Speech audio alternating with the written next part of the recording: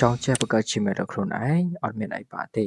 បងប្អូនចំណាយពេលមើលវីដេអូនេះខ្ញុំនឹងប្រាប់អ្នកនរគ្នាអំពីរបៀបបង្កើត Gmail មួយដែលធ្វើឲ្យអ្នកនរគ្នា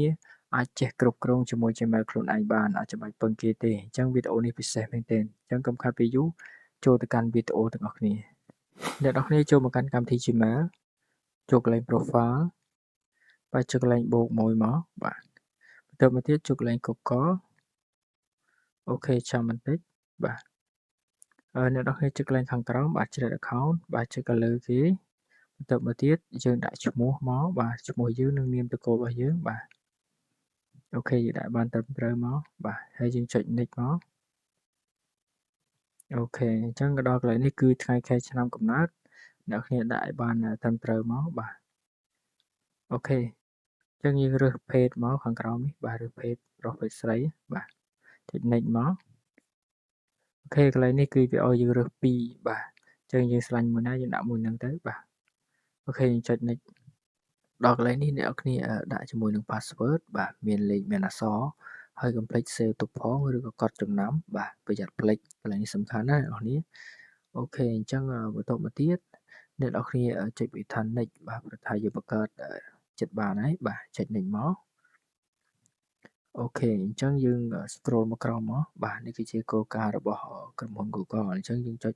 ទទួលយល់ព្រមមកបាទ agree មកអូខេយើងចាំបន្តិចមកអូខេអញ្ចឹងយើងបង្កើតបានហើយតែយើងអត់ទាន់គ្រប់គោលការណ៍ទេអញ្ចឹងយើងចូលមកកាន់កន្លែង account របស់យើងដែលមិញ account ដែលបង្កើតមិញណាអូខេអញ្ចឹងចូល profile មកបាទយើងចូលកន្លែង manager account បាទរួចហើយអ្នកនរគ្នានឹងឃើញអក្សរលឿងៗនេះហើយបាទសញ្ញាឧទានអញ្ចឹងចុចកន្លែងពណ៌លឿងៗនេះមកកន្លែងនេះគឺវាឲ្យយើងវាយលេខសម្ងាត់ឬក៏ password អ្នកគ្នាធ្វើការវាយមកបាទដែលយើងបង្កើតមុនហ្នឹងបាទអូខេបន្តមកទៀតវានឹងឲ្យយើងដាក់លេខទូរស័ព្ទចូលហើយអ្នកគ្នាធ្វើការដាក់លេខទូរស័ព្ទទៅបាទកន្លែងនេះដើម្បីឲ្យ account របស់យើងបាទអត់មានបញ្ហានៅថ្ងៃក្រោយបាទគឺយើងអាចយកលេខទូរស័ព្ទនេះដើម្បីផ្ទៀងផ្ទាត់ឲ្យកូដបានបាទអូខេអញ្ចឹងយើងដាក់ Gmail មួយទៀតមកបាទដើម្បីសកួរមួយទៀតអញ្ចឹងយើង add Gmail មួយទៀតមកបាទអញ្ចឹង Gmail នេះគឺជា Gmail បម្រុងក្នុង account របស់យើងបាទដើម្បីយើងធ្វើការយកជាមួយនឹង account នេះគឺងាយស្រួលតាមរយៈ Gmail នឹងមកវិញបាទអញ្ចឹងយើងសកួរបាទកន្លែងនេះបាទបើយើងអត់ដាក់ពីរហ្នឹងទេគឺនៅពេលដែលមានបញ្ហាជាមួយនឹង account របស់យើង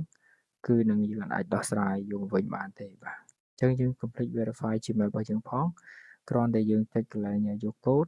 គឺវានឹងផ្ញើកូដចូលទៅកាន់ Gmail ដែលយើងដាក់មិញបាទ